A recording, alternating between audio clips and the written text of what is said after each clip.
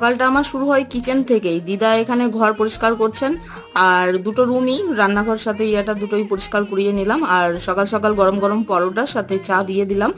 এইদিকে পিছনের দিকে এসেছিলাম রান্না করার পর, তো এদিকে এসে দেখছি একটা বিড়াল ছানা এসেছে। কি করব বলুন তো, আমার এত খুশি। এই যে বড় বড় কাঁঠাল দেখছেন গাছের মধ্যে, এবার পাকার মোটামুটি সময় চলে এসেছে।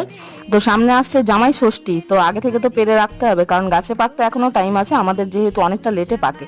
সে কারণে এখন আজকে হচ্ছে শনিবার দিন, তো আজকে পেরে রেখে দিলাম। এটা মোটামুটি বুধবার তক আশা করছি পেকে যাবে। চুন দিয়ে রাখতে হবে। তো দেখুন হাতের কি অবস্থা, এত ভারী কাঁঠালটা। তো রঞ্জনকে জিজ্ঞেস করে পেরেছি কোনটা পারবো, আর আমার কি যে ভালো লাগছে, গাছ থেকে ফল পেরে খেতে দারুণ লাগে। রঞ্জনের জন্য আজকে টিফিনে বানিয়েছি অন্যরকম, যেটা হচ্ছে পরোটা সাথে আলু ভাজা। আর আমি চিনির পরোটা ভালোবাসি, সেই কারণে চিনির পরোটা আমার জন্য একটাই বানিয়েছি, একটা খেলেই আমার পেট ভরে যায়। টিফিন বক্সে ভরে দিলাম, ভাত টাত খেয়ে নিয়েছে। রঞ্জন এবার বেরোবে, আর ও বেরিয়ে গেলে তারপর আমার বাকি কাজ